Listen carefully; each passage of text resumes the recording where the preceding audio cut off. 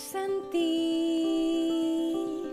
renovellat per la bruixa entesa.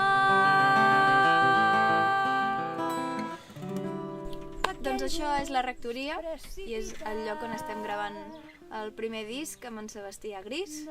La base de la gravació, la cabina, on hi ha totes les màquines, l'hem instal·lat en una habitació que estigués més o menys aïllada. Hem anat connectant amb diferents parts de la rectoria. Hem gravat també coses dins la capella, llavors allà tenim una reverb natural preciosa. Hem enregistrat la pluja, hem enregistrat els ocells.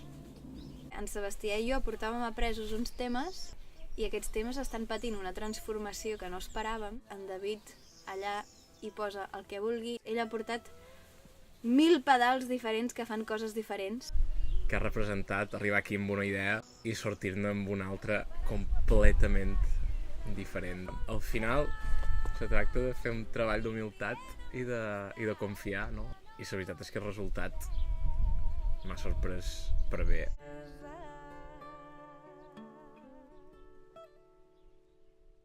L'última nit que vam passar tots plegats aquí a l'estudi, que ens faltava gravar un tema, que és Bou Verí Bou, i havíem fet ja una toma que no ens havia convençut i vam dir, va, en fem una altra. El que passa que ja era bastant tard a la nit i estàvem una mica cansats. I just en el moment que ho vam decidir va començar a ploure.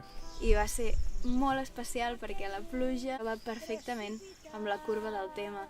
Aleshores, aquesta cançó és una toma de dalt a baix i no hi ha res editat d'això, vull dir, va passar literalment durant tota la cançó.